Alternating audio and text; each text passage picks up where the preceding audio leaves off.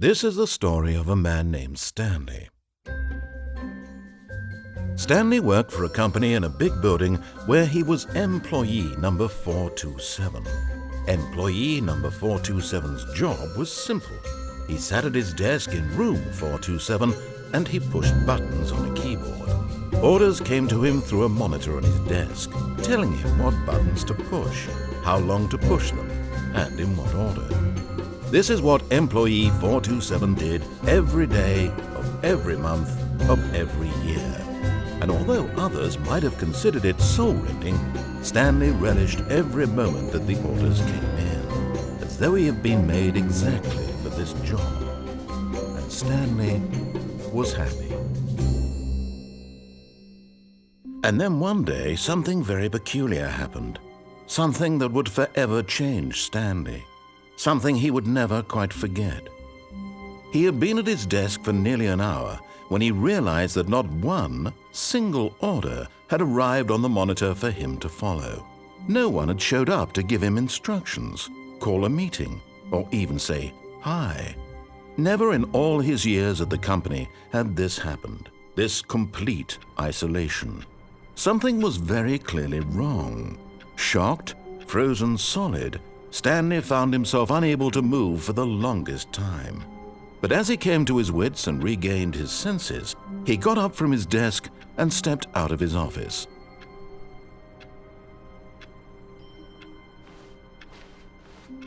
All of his co-workers were gone. What could it mean? Stanley decided to go to the meeting room. Perhaps he had simply missed a memo.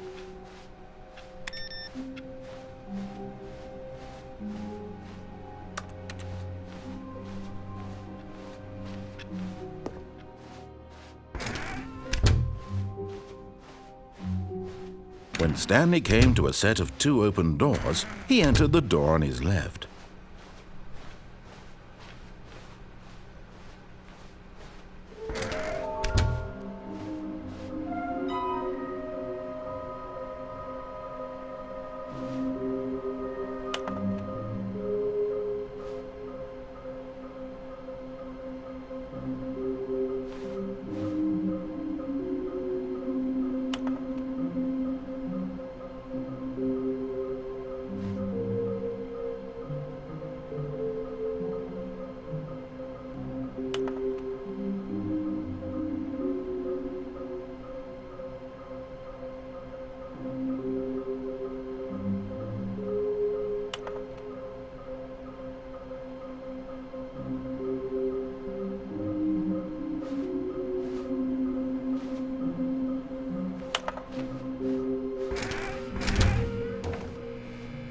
Stanley stepped into the broom closet, but there was nothing here, so he turned around and got back on track.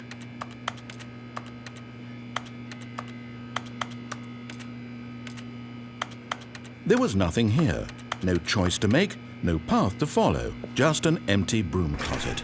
No reason to still be here.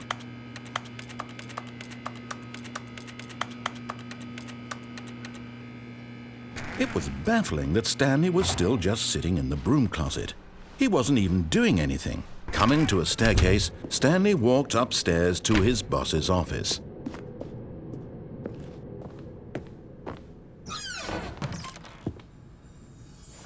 Another miniature Stanley figurine. This, there really must be a snappier name for these things. What about mini-stands? Stanley figs? What about Stanlerines? Yes, I think I like that. Another Stanlerine under your belt.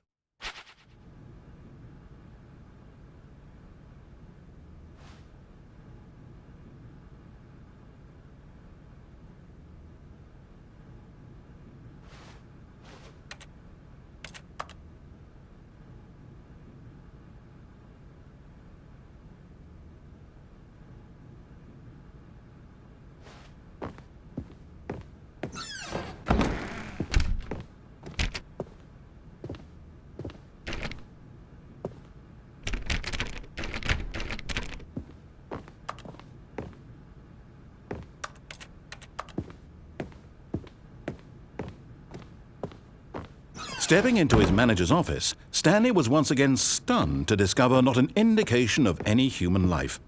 Shocked, unraveled, Stanley wondered in disbelief who orchestrated this, what dark secret was being held from him. What he could not have known was that the keypad behind the boss's desk guarded the terrible truth that his boss had been keeping from him. And so the boss had assigned it an extra secret PIN number, 2845. But of course, Stanley couldn't possibly have known this.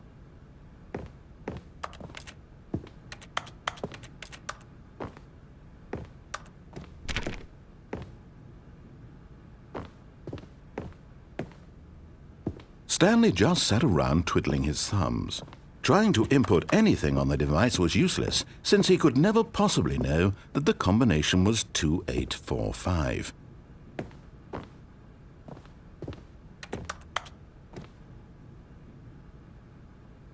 "2845.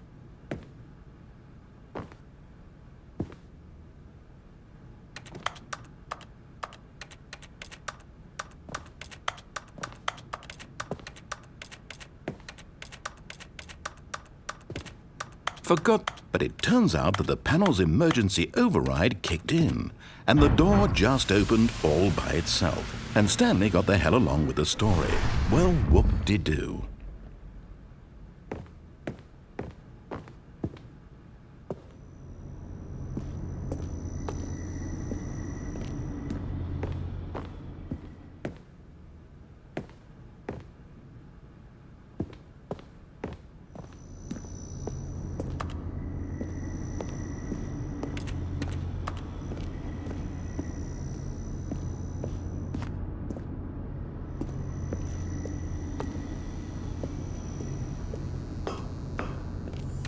Okay, I'm going back to the name of these little Stanley figurines, and now I'm torn between Stanlerines and Figlies. What do you think, Stanley?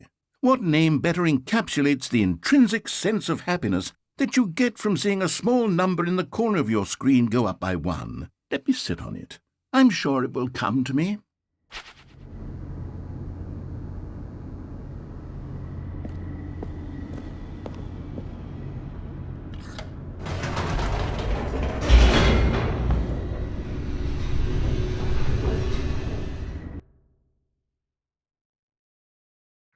Descending deeper into the building, Stanley realized he felt a bit peculiar.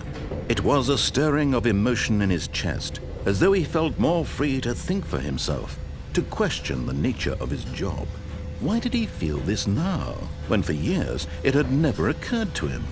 This question would not go unanswered for long.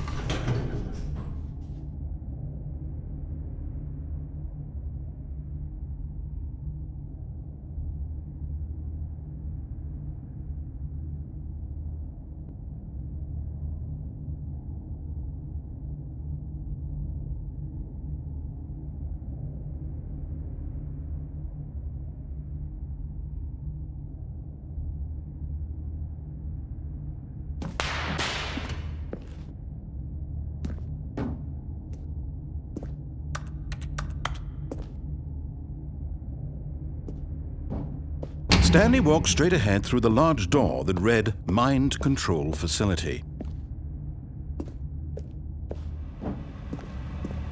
Although this passageway had the word Escape written on it, the truth was that at the end of this hall, Stanley would meet his violent death. The door behind him was not shut. Stanley still had every opportunity to turn around and get back on track. At this point, Stanley was making a conscious, concerted effort to walk forward and willingly confront his death.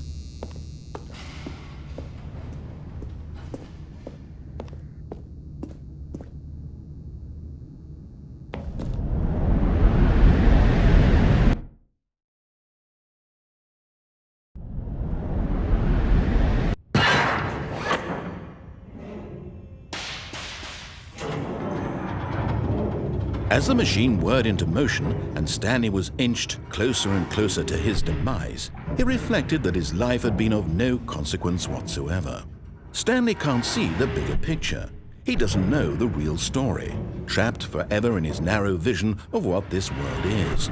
Perhaps his death was of no great loss, like plucking the eyeballs from a blind man. And so he resigned and willingly accepted this violent end to his brief and shallow life. Farewell, Stanley.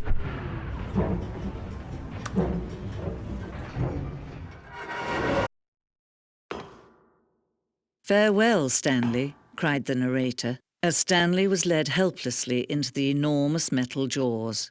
In a single visceral instant, Stanley was obliterated as the machine crushed every bone in his body, killing him instantly.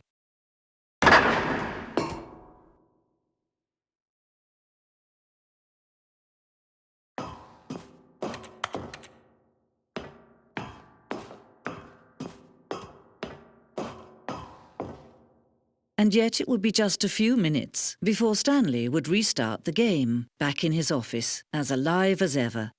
What exactly did the narrator think he was going to accomplish? When every path you can walk has been created for you long in advance, death becomes meaningless, making life the same. Do you see now? Do you see that Stanley was already dead from the moment he hit start?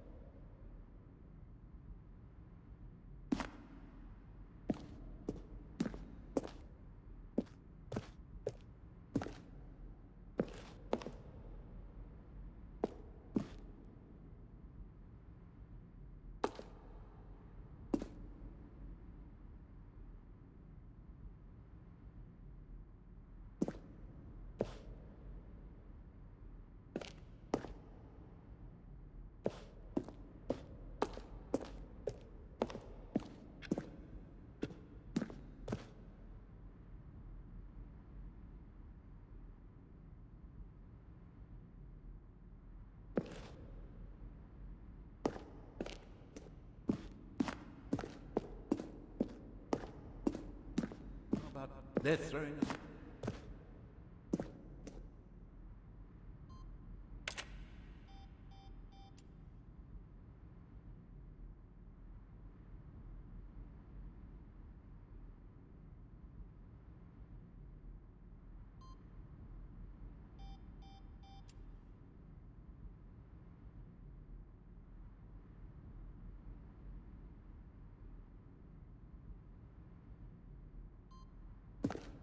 Forever. Stanley pushed the orange lever. Now then, this elevator for sure would get him right back on track to where he was supposed to be in the story. Now then, this elevator for sure would get him right back on track to where he was supposed to be. Stanley stood on the roof.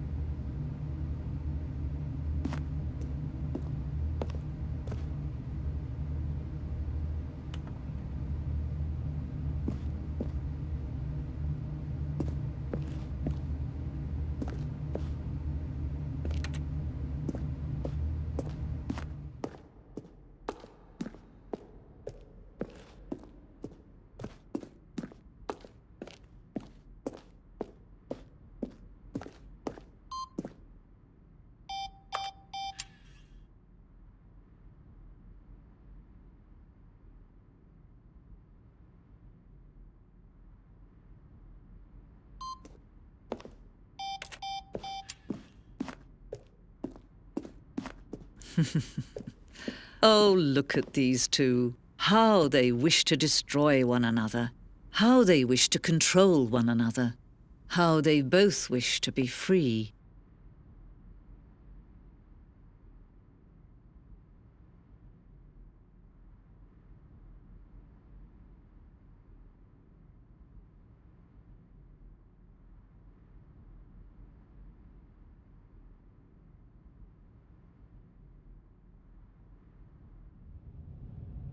Can you see? Can you see how much they need one another? No, perhaps not. Sometimes these things cannot be seen. But listen to me. You can still save these two. You can stop the program before they both fail. Turn off your PlayStation. There's no other way to beat this game. As long as you move forward, you'll be walking someone else's path. Stop now and it'll be your only true choice. Whatever you do, choose it. Don't let time choose for you. Don't let